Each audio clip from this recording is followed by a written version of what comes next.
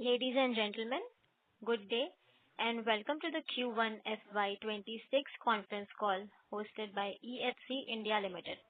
As a reminder, all participant lines will be in the listen-only mode, and there will be an opportunity for you to ask questions after the presentation concludes.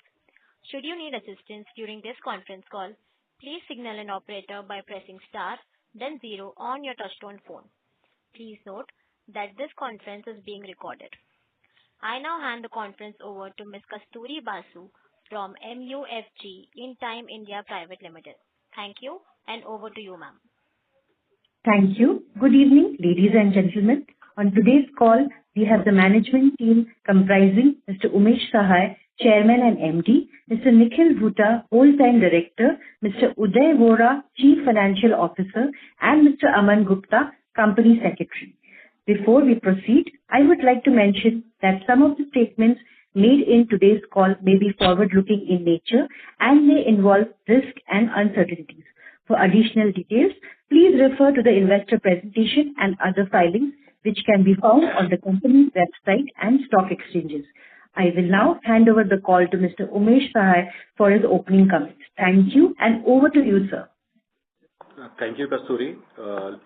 Ladies and gentlemen and fellow shareholders, I welcome you to today's call to discuss the Q1 financial year 26 result. We have embarked on the new financial year with an encouraging set of results which set us up for a strong showing for the rest of the year. Our effort at offering comprehensive service as a real estate as a service company are bearing fruit. In fact, we continue to build on the strong base which we established during financial year 25. I would like to begin by providing highlight on our exceptional performance during this quarter. Revenue grew 15% year on year to reach in rupees 220 crores, and net profit rose by 196% year on year to Indian rupees 47 crores. The performance clearly indicate our strong execution on the strategic goal which we have set out to achieve. Our momentum continue to be driven by our robust operating model, skilled workforce, and commitment to customer. On the operational front, we have managed to expand our capability and reach across all our segment over the year. Our balance sheet remains strong, give us both resilience and the flexibility to invest confidently in innovation and sustainable growth initiative. We remain focused of maximizing long-term shareholder value while pursuing future opportunity from a position of strength. We operate in a dynamic and competitive market where we are prepared to lead with our strategic vision, robust execution framework, innovation, and accountability. We believe this quality position us equally to shape the transformation of the sector as a real estate service provider. I thank all our stakeholders for the bestowing their trust in us. We look forward to your continued and unwavering support, which I am certain will help us drive the company toward strong growth. Thank you. Kasturi. Mr. Bhuta for his comments. Thank you, Kasturi. Good evening and welcome everyone. For the benefit of everyone, let me first walk you through our company EFC's differentiated business model built on the managed office solution, design and build vertical, and the furniture manufacturing vertical. These are three integrated yet independent business verticals enable us to offer a unique value proposition through our comprehensive real estate solutions. We operate as a real estate as a service company by providing customized workspaces, commercial interior design, and manufacturing of premium furniture products. Each of these verticals is an important cog in the wheel for us in our effort to offer a complete ecosystem to our customers. Under the managed office space, we manage 3 million square feet at 82 sites across 10 cities. In terms of sectors, the vertical primarily cater to the ITES, financial, hospitality, and retail segments. We expanded our seat portfolio to about 63,389 at the end of Q1 FY26 from just over 60,000 at the end of FY25. Our sites are strategically located and offer convenience and accessibility to our customers. Our average occupancy during the quarter was 90% plus, reflecting the large client base and the long-term contracts which we have in place. In Q1 FY26, the segment contributed 56% to our revenue and 64% to our PBT, profit before tax. For design and build division, we provide end-to-end interior solutions and turnkey contracting from concept to execution, creating aesthetically striking and functionally optimized office spaces. Our services include general contracting, project management, design and build, and MEP services. This segment accounted for around 39% of Q1 FY26 revenue and 34% of our profit before tax for the Q1 FY26. At the end of the Q1 FY26, we had an order book of INR 115 crores, and we had designed more than 5.2 lakhs square feet of space since the last quarter. In June 2025, we were awarded 2 additional Passport Seva Kendra projects, which includes comprehensive institute turnkey fit-outs carried out under a design and build model. We are proud to be interested with the Passport Seva Kendra projects in Hyderabad under our existing rate contracts. Separately, the completion of Ahmedabad Passport Seva Kendra is a testament to our team's commitment and executional excellence. We remain focused on delivering high-quality, innovative solution on time and with consistency. Towards the end of the quarter, we announced an interior fit-out contract valued at INR 100 crores. This contract is on track to be completed within 90 days and is a strong endorsement of our execution capability and trust our client place in us.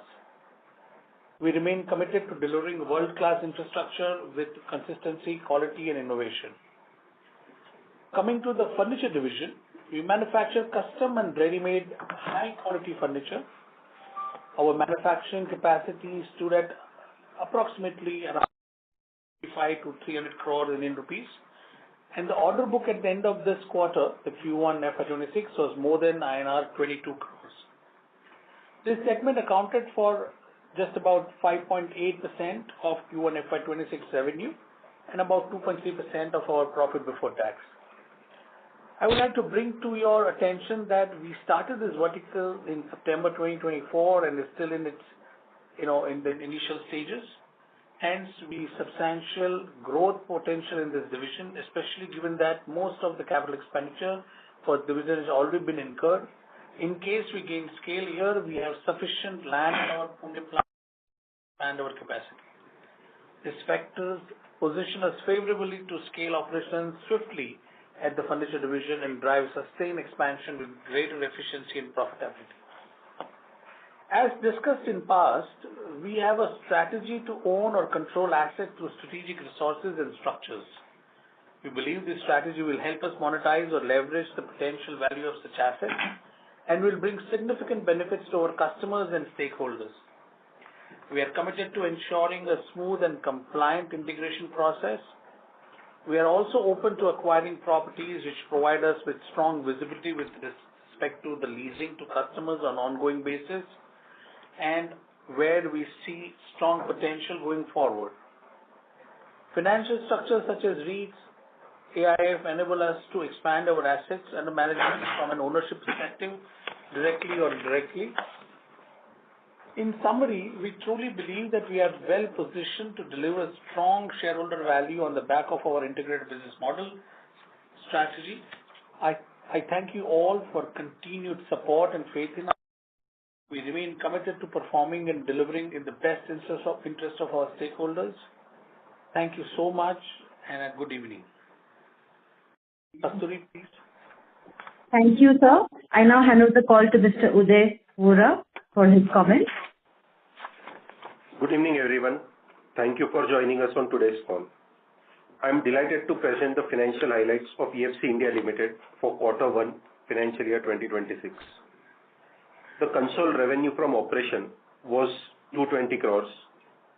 a 115% year-on-year increase from 102 crores in the previous year. Our strong revenue growth was reflective of robust demand across all verticals. The rental segment contributed about 56%, the design and build contributed about 39%, and furniture segment contributed to about 6%. The consolidated EBITDA reached 102 crores, implying a corresponding margin of 120%. While our profit before tax was 66 crores, PAT jumped by about 196% to reach 47 crores compared to 16 crores in Q1 FY25.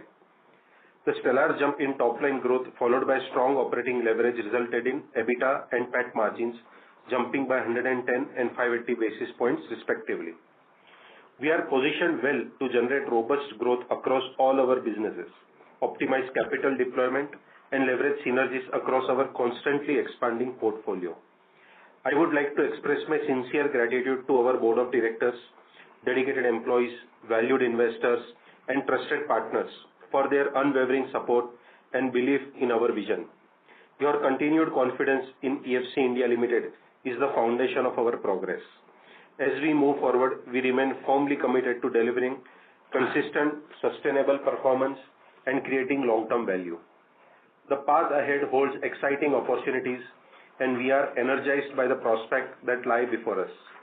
Thank you once again for being an integral part of this journey. With that, I would now request the moderator to open the call for Q&A session. Thank you. Thank you very much. We will now begin with the question and answer session. Anyone who wishes to ask a question may press star and one on their touchtone telephone. If you wish to remove yourself from the question queue, you may press star and two. Participants are requested to use handsets while asking a question. Ladies and gentlemen, we will wait for a moment while the question queue assembles. The first question is from the line of Vivek Mishra from SVK Ventures. Please go ahead. Thank you, ma'am. I would like to ask, as you have grown your design and build business significantly in last year, how does EFC's integrated model position is completely in a market which is very, very much fluttered by pure play D&B or rental firms? Yes, Mr. Mishra. I mean, we are, independently, kind of building our skill sets and also consolidate our position in the design and build sector. And certainly, when we go in the market and compete with our peers, obviously we will have to create those differentiators, and then only we'll be able to kind of establish ourselves and win more contracts.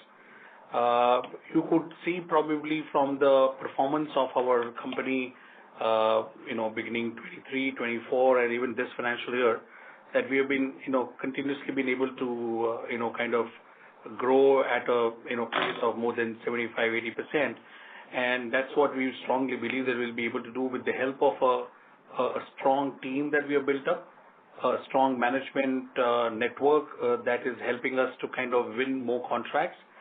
And most importantly, our skill sets and our ability to perform these contracts on a absolute, timely basis, which is really creating some differentiator for us. So I think we will have to compete undoubtedly, because, if you're operating in a particular segment, you'll have to compare with your peers who are in this segment. But we have created already a position for ourselves where, we are in a position to receive contract, to get awarded a contract worth rupees 25 crore, 50 crore, 100 crore. And as you have also noticed, which we have received a contract worth 183 crore. So these are the situations are making our positions quite stronger. And we believe that we'll be able to compete fairly well with our peers and establish ourselves and retain our market share and grow our market share going forward. I understand. And in continuation of the same question, what's EFC's perspective on competitors? Now we see that several of your competitors are also market listed, and they're also implementing these integration strategies. How does EFC plan to maintain the competitive edge? I mean, at the outset, I'd like to say that it is, again, as I said, it's a kind of revalidating our chairman, our MD's vision of kind of creating an integrated model way before anybody really thought about in the co-working or the managed space, that if we need to build a sustainable business, we need to create an integrated, comprehensive business model.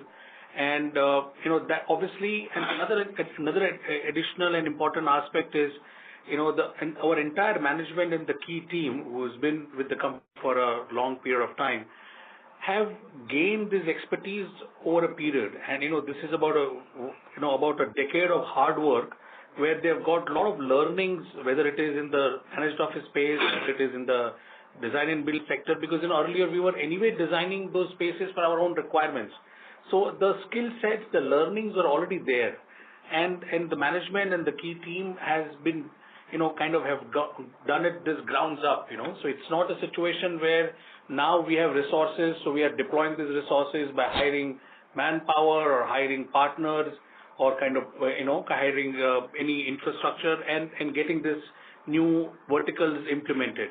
It is the skill set, it is the learning, it is that base ground level working which is helping us to create that differentiator. And we are also today have come to a stage where being an early mover in our industry at least, we'll be able to kind of maintain that competitiveness because we have already established ourselves in all these verticals before our peers kind of start competing with us. So certainly we'll have that advantage, and most importantly, as I said, the advantage of being somebody having a learning and the skill set for over a decade, that is also additionally putting us into a little differentiated position. Thank you so much. That's all from my side. Thank you. Thank you. The next question is from the line of Akash Chalani from Future Edge. Please go ahead. Congratulations first to EFC and team. Thank you. My question is, the share of our three different verticals that we have, do we see any change in that going forward in the coming quarters? And also a follow-on question to that is, what is our exact roadmap to grow each of these verticals? What are our growth plans in each of these verticals? So, with regards to change in the the contribution of each vertical, we've been very clear about it that all this vertical have a different, they operate under a different business dynamics. The leasing vertical operates where the growth is pretty linear because it is directly correlated to the number of seats that we add and the price that we are able to kind of average revenue per seat that we are able to maintain. On the other hand, both the design and build vertical and the furniture vertical, both is subject to getting good and consistent contracts from different customers, and hence the growth potentials are quite enormous in these two particular verticals. And hence there is always a possibility that both this vertical, design and build, and the furniture vertical may start contributing reasonable and substantial revenue to the overall kitty. As we all know that at least in the present days we are maintaining about 55% to 60% contribution from our leasing vertical, and obviously going forward for at least a reasonable period of time it will remain as our significant contributor. But it is time to we can all kind of easily see the way that we are getting businesses, way that we are expanding our strength in both this vertical, whether in design and build and furniture.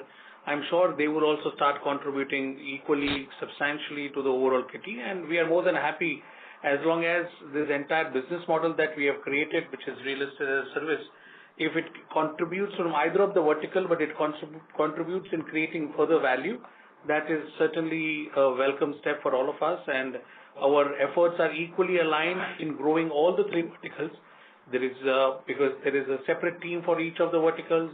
All the teams have their own targets all the teams have their own performance metrics is defined, and hence everybody is geared up with the available resources, skill sets, and the learnings. So we are very optimistic that all these verticals will perform really well and would contribute probably going forward equally, or if not equally, but certainly substantially to the overall kitty. Got it, Nikhil sir. Thank you so much. Thank you. Thank you. Thank you. The next question is from the line of Ayush from Choice Institutional Equities. Please go ahead. Yeah, so I have two questions regarding the office rental division. So the first one being regarding our seat addition of 25,000 seats for the next 2 years. Do we see any upside regarding this target? Do we see us adding, what is the probability of us adding more than 50,000 seats for the next 2 years? And secondly, is what is the capex amount that we are going to incur in FY26 and FY27, considering that, it's an asset-light model and the landlord is paying 90% full. So we could quantify the capex amount also. Yeah, I mean, with regards to the, number of seat addition, we can talk about the current financial year as we have always maintained that we are targeting to add anything around 20,000-25,000 seats. Ayush, we can certainly, as you know, that, adding seats is not a limitation, but, the most important aspect is to ensure that we maintain the occupancy level at 90% plus. Because, if we are not able to do that, and then we are not able to kind of maintain the kind of profitability margins that we generally try to maintain. So I think for the current financial year, for sure, we are looking at a situation where we are not looking beyond a situation of doing anything between 20 to 25,000 seats addition organically. And in terms of capex, as we have mentioned that generally, and on an average, about 90% of our all seat additions are, done with the help of capex being incurred by the landlord towards fit-out related expenses. So that fit-out related expenses are taken care by the landlord only. Our kind of contribution in the leasing division largely come to the fact that, we need to, kind of block certain properties in specific areas and give them advances way ahead of the time that we need to kind of take really possession of the property. Secondly, once we take the possession of the property, and then by the time the property gets developed and it gets fully operational and it starts generating revenue, till such time we need to obviously fund the certain working capital related or pre-operational related expenses. And these are the kind of investments that we probably have to make, which is obviously reasonable amount, but certainly it is not an amount that one can say that we have to invest as equal to probably how much we have to invest for the furniture fit out. So on an average, if I may say that, let's say if I'm adding 25,000 seats, 25,000 into, about, what we're probably looking at is about total investment of 125 crore rupees, out of which only 10%, which is about 12.5 crore rupees worth of furniture that we may have to invest in for. And then there is obviously about anything between 10 to 15 crores of capital that may get blocked, either, like I said, for the deposits or for, additional requirements in terms of, the pre-operational and working capital related expenditure till the time the site become operational. Now, our commitment towards blocking the properties may require some more capital depending upon how and which, but that is little more opportunity based. But on an average, if I have to tell you that this is the kind of capital that we may need to deploy for a particular year, and particularly we are talking about this financial year, then that is the kind of capital that we need to deploy, and which we are able to deploy out of our available internal resources. So that would be like in the range of around 20 to 25 crores for FY26? On an average, yes. Like I said, subject to the opportunities. Otherwise, that's the kind of average numbers that we look at in terms of capex. Okay. Thank you. That is it. And also for the DLV division, do you see us improving our margins from our guided range? And what would be the expected order inflow for FY26 and FY26? You saying that we'll be able to maintain the margin, you ask? No, I mean, is any possibility of us improving the margins in the DLV division, like north of 20-23%? And what would be the expected order book inflow for FY26? For FY26, right now, I won't be able to commit to you for the entire financial year, but, like we have mentioned in the presentation also, which is uploaded, that in the first quarter, before beginning of the first quarter, we had order book of about 200 crore plus, and now additionally we have got another order book of about 110 crore or so. So that's the order book which is in hand. We will probably able to kind of commit the more precise numbers for this financial year going in the coming quarters. But right now that is the order book which we have already won and which we are already executing. So that's on the order book side. In terms of margins, it quite significantly depend upon the type of projects, because if it is a very standard typical office infrastructure projects, the margin would be lesser. If it's a project where only there is no design involved but only build part of the contract is to be carried out, then also the margins would be lesser. But if the contract is a comprehensive design and build contract, then the margins would be higher, because for the design services we have our manpower which we are anyway paying to them for the services. So I don't need to really outsource those activities, and my margins will be much better for those design services. Or for certain kind of contracts where certain specific set of skill sets are required and which we possess, then we'll be able to kind of offer. I'll be able to charge a better price and hence derive better margins. So margin profile will certainly change project to project, transaction to transaction. But on an average, like I said, if it's a traditional standard office infrastructure kind of project, we'll retain the margin that is about 15-18% what we earn. If it is a non-standard, non-routine kind of work, it will be anything between 18-22%. And if it is design and build and works contract both put together, then again the margin could also increase further by a couple of percentages, depending again upon the project. So that's broadly the profile would be, and this will continue and would remain so for similar nature of businesses. Yes. Okay. Yeah, thank you. All right. Thank you. Thank you. The next question is from the line of Mahesh Chabria from SBI Funds International IFSC. Please go ahead. Yeah, good evening, sir. I actually wanted to get some sense of your D&B and furniture business, and how much of them is actually captive, in the sense that to your current landlords, and typically the extent to which the company itself incurs capex, and what portion is to outsiders? Do you also service other than the landlords to outsiders as well in your D&B and furniture business? Yes, sir. Thank you very much for this question, and to give you an explanation. Obviously the design and build vertical has both these different types of contracts. One is the contracts which we carry out for the landlords who are giving our leasing vertical the space to, kind of on a lease basis, right? That, like I explained to you, sir, that let's say if I'm adding about 25,000 seats on an annual basis, then per seat generally my cost of development is on an average, if I may say, depending upon how the landlord and my client wants me to design. Otherwise, it is on an average about 50,000 rupee a seat, which is roughly, if you look at in terms of total value, it works out to around 125 crore.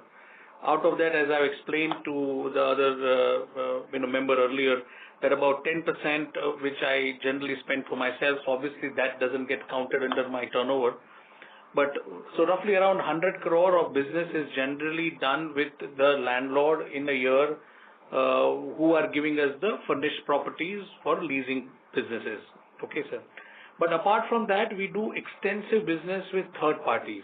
And that is a precise reason why we created this vertical and opened up this vertical for serving to third parties and leverage our strength, and also create an additional revenue source and retain these margins which we are anyway otherwise able to retain through this segment. So today we serve to multiple clients which are belonging to different industries, starting from, let's say, an office infrastructure requirement client,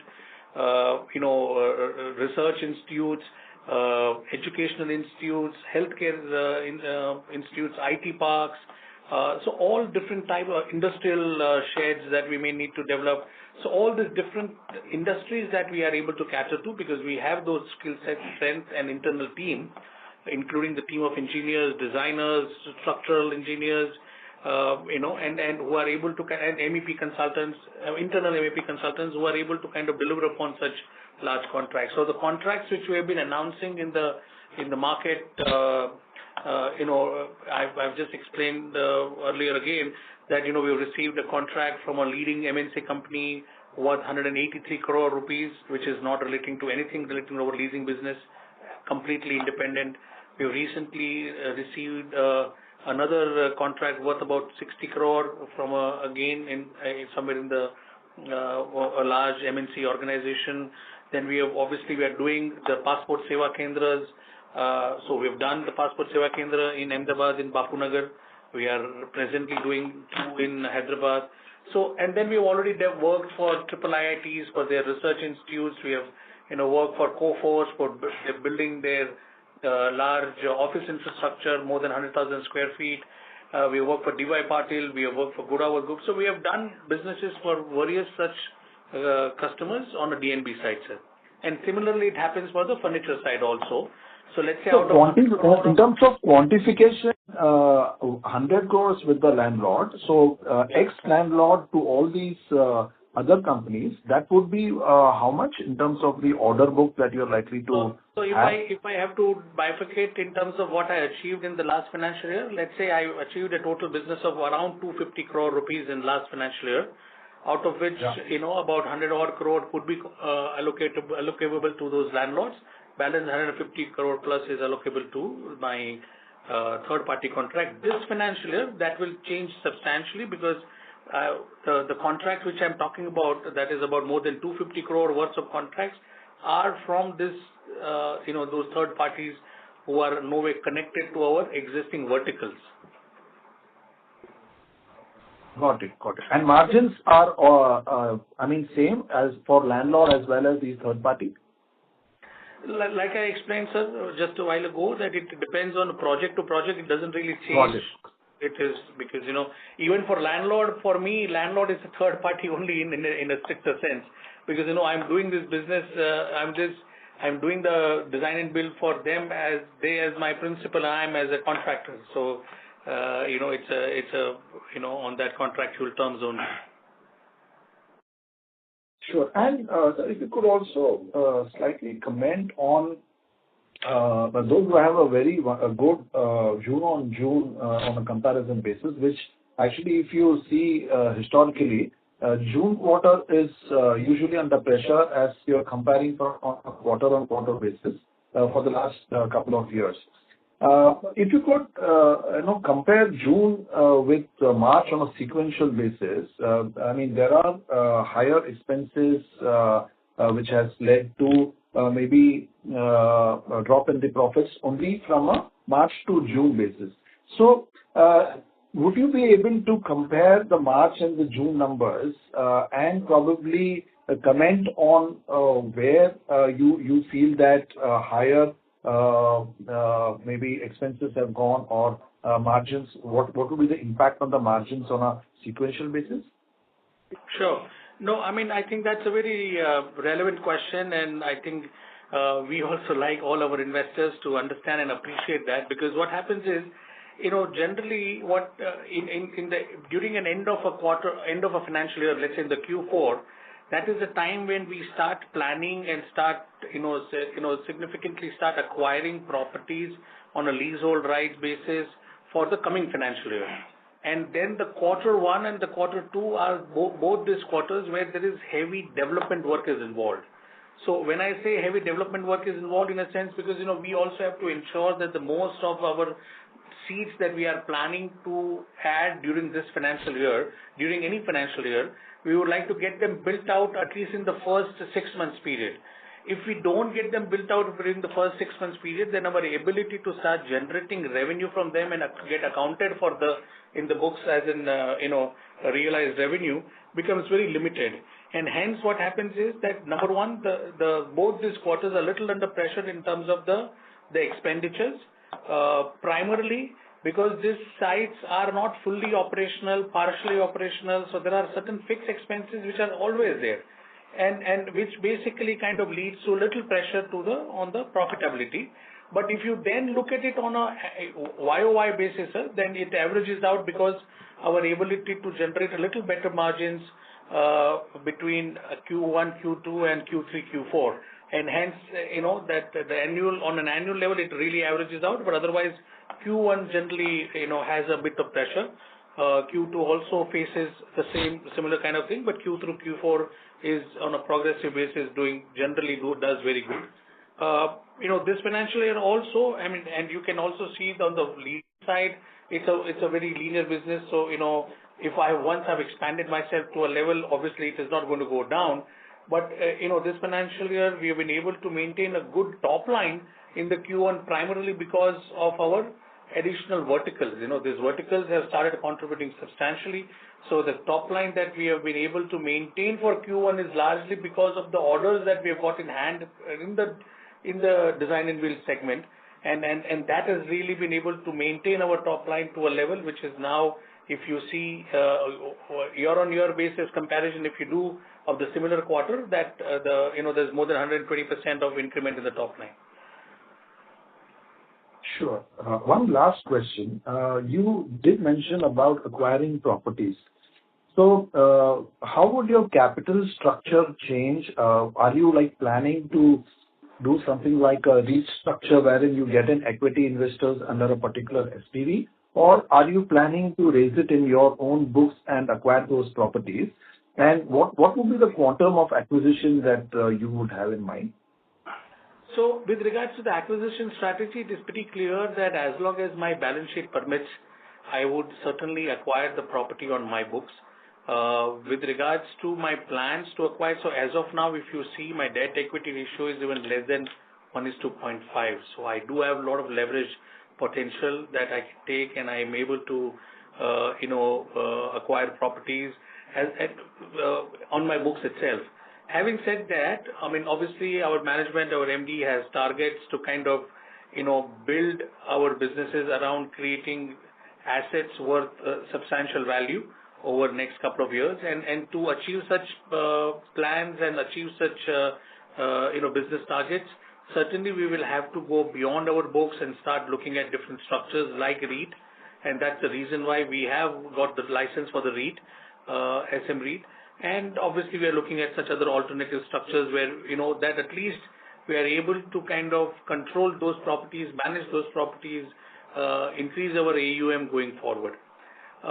With regards to, if you look at in terms of plans to acquire property for the current financial year, we are actively looking for properties, subject to, fitting into our business criteria, subject to fitting into our return, yield and ROI criteria.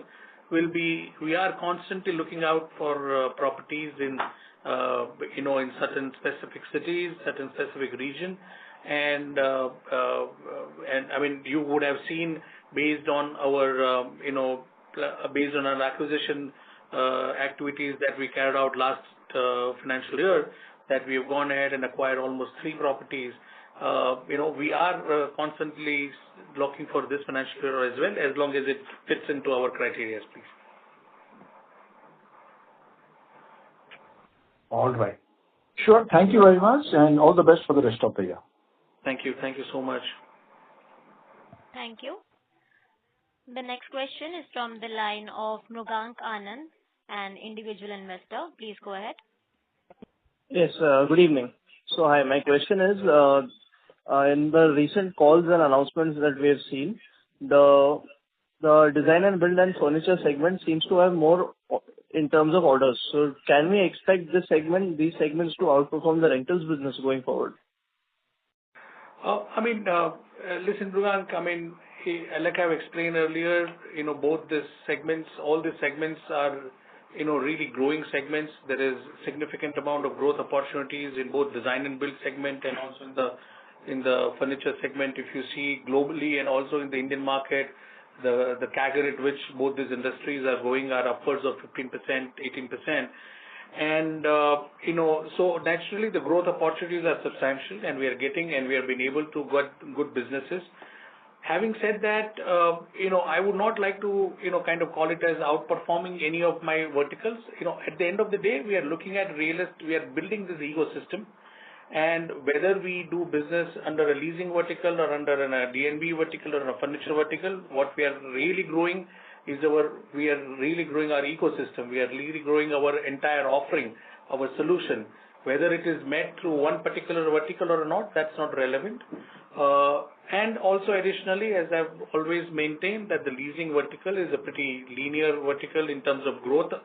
Unless I add more seats or I do inorganic route of business, that's the only way I can do some great amount of growth there. But otherwise, both the D&B and the furniture verticals has significant opportunity to grow, primarily because of the stage at which the industry is in India, and also otherwise the nature of businesses this industry belong to. Okay. Got it. Thank you. Thank you. And all the best. Thank you so much. Ladies and gentlemen, due to paucity of time, that time was last question, and we conclude the question and answer session. On behalf of EFC India Limited, that concludes this conference. Thank you for joining us, and you may now disconnect your lines.